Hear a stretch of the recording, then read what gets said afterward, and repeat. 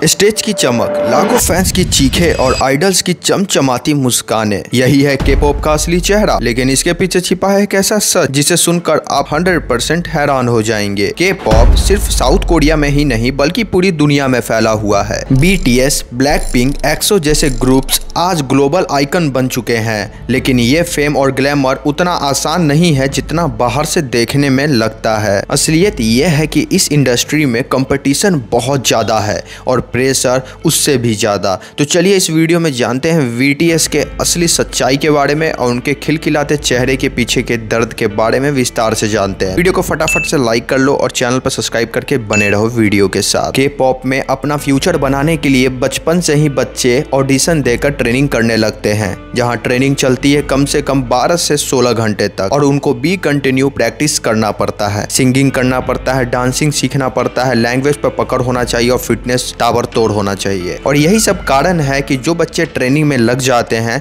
वो अपना बचपन को छोड़ देते हैं और यहाँ तक कि पढ़ाई को भी छोड़ना पड़ता है, क्योंकि उतना ज़्यादा उनके पास टाइम नहीं होता है कि वो अपने बचपन को भी जी ले और पढ़ाई भी कर ले और के पॉप के स्टार भी बन जाए। तो कुछ ना कुछ तो छोड़ना ही पड़ेगा। और कुछ रिपोर्ट बताते हैं कि 100 बच्चे जैसे ट्रेनिंग कर रहे हैं, मतलब 100 बच्चे एक इंस्टीट्यूट में ट्रेनिंग कर रहे हैं के पॉप स्टार बनने के लिए, तो उनमें से केवल 1 से 2 ही सिलेक्ट हो पाते हैं, बाकी सब रिजेक्ट हो जाते हैं। तो कंपटीशन किस लेवल पर है आप इसका अंदाजा इसी बात से लगा सकते हैं कि 100 में से केवल 1 से 2 ही बच्चे सिलेक्ट हो पाते हैं, बाकी सब रिजेक्ट हो जाते हैं। सालों तक मेहनत करते हैं, अपने बचपन को भी छोड़ देते हैं और अपने पढ़ाई तक को छोड़ देते हैं और ट्रेनिंग करते हैं दिन रात 12-12 घंटे 16-16 घंटे तक मेहनत करते हैं ताकि के पॉप स्टार बन जाए। लेकिन होता क्या है, 100 में से केवल 2 ही लोग सिलेक्ट हो पाते हैं, बाकी सब रिजेक्ट हो जाते हैं। तो सोचो जो सिलेक्ट हो गए उनका तो फ्यूचर बन गया, लेकिन जो रिजेक्ट हो गए उन पर क्या बीत रहा होगा, क्योंकि उन्होंने अपना बचपन भी नहीं जिया, ना ही जवानी जिया और सबसे बड़ी बात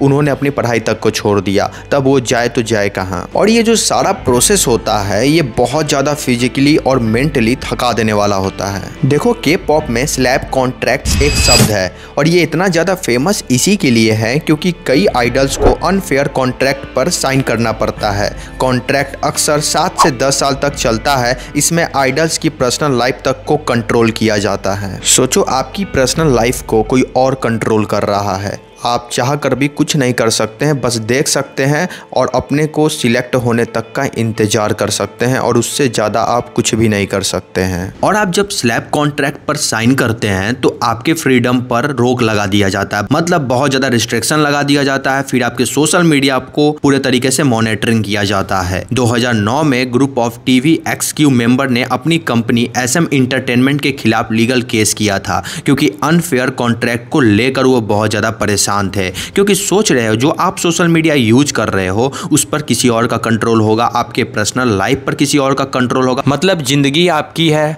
बॉडी आपका है, पर कंट्रोल कोई और करेगा। आप बिल्कुल भी नहीं कर सकते हैं। आप चाहे जितना भी कोशिश कर ले आप अपने आप को कंट्रोल नहीं कर सकते हो, कंट्रोल कोई और ही करेगा। और ये सब बात इस चीज़ को साबित करती है कि इस इंडस्ट्री में सचमुच में बहुत ज़्यादा प्रेशर और कंपटीशन है। देखो साउथ कोरिया में पहले से ही हाई प्रेशर सोसाइटी है और के पॉप आइडल पर डबल प्रेशर होता है।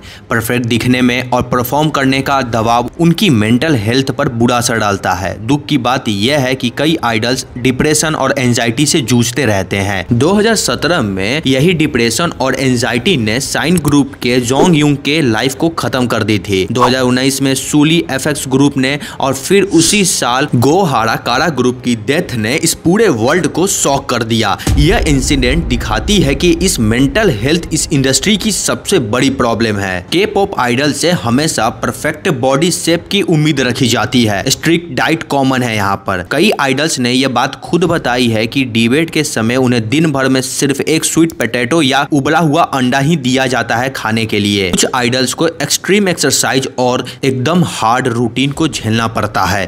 इससे हेल्थ इशू और ईटिंग डिसऑर्डर कॉमन हो जाती है। यह कोई रूमर नहीं है। कई आइडल्स ने इंटरव्यू में अपनी डाइट स्ट्रगल के बारे में ओपनली सबको बताया है और समझाया है कि यह कोई बच्चों का खेल नहीं है। यहाँ पर आना तो मेंटली फ्री होके आना, क्योंकि मेंटल हेल्थ का यहाँ पर डैश बाई डैश लगा दिया जाता है। शरीर केवल आपका और कंट्रोल सारा हमारा रहेगा। और यही चीज के पॉप इंडस्ट्री में फॉलो किया जाता है। के पॉप फैंडम्स की दुनिया की सबसे बड़ी फैंडम में से एक है, लेकिन फैंस कभी कभी टॉक्सिक भी हो जाते हैं। बीटीएस की छोटी सी छोटी मिस्टेक वायरल हो जाती है और आइडल्स को ऑनलाइन हेट मिलना शुरू हो जाता है। एग्जाम्पल, सूली को लगातार ऑनलाइन ट्रोलिंग और हेट का सामना करना पड़ा था। साइबर बुलिंग और आइडल्स की मेंटल हेल्थ पर बहुत ज़्यादा बुरा असर डालता है।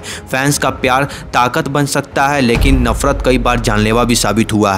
इसी के लिए के पॉप बाहर से जितना चमकदार दिखता है, अंदर से उतना ही ज़्यादा मुश्किल है। ट्रेनिंग में बचपन चला जाता है, आइडल्स की आज़ादी चली जाती है, उनकी हेल्थ, उनका मेंटल पीस सब दांव पर लग जाता है। और अगली बार जब आप अपने फेवरेट आइडल को स्टेज पर देखें तो सिर्फ उनका ग्लैमर मत देखिएगा, उनके स्ट्रगल और उनके पीछे का सारा स्ट्रगल का कहानी आप समझिएगा, क्योंकि वो बहुत ज़्यादा डीप डिप्रेशन से गुजरते हुए स्टेज तक पहुँचे हैं। यह हर कोई नहीं कर पाता है। और किसी का मजाक आप पल भर के लिए बना सकते हैं, लेकिन उनमें जिसके लिए आप मजाक बना रहे हो उसका पूरा ज़िंदगी दांव पर लगा था, उनकी मेहनत लगी थी, उनका डिप्रेशन, उनका एंजाइटी, सब कुछ उनको वहाँ तक पहुँचाया है आप लोगों के सामने। तो किसी को हेट देने से पहले अपने अंदर ज़रूर झांक के देख लेना कि आप किस लेवल पर हैं और किसके लिए बोल रहे हैं। हम किसी को सपोर्ट नहीं करते हैं, ना बीटीएस को करते हैं, ना ही किसी को करते हैं। जो सच्चे मायने में मेहनत करते हैं हम उन्हीं का सपोर्ट करते हैं। आपको ये इन्फॉर्मेशन कैसी लगी कमेंट बॉक्स में ज़रूर बताइएगा। और अगर आपको हमारी मेहनत 1% भी पसंद आती है तो वीडियो को लाइक और चैनल को सब्सक्राइब कर लीजिएगा। अगला वीडियो और भी ज़्यादा डीप और नॉलेजेबल है।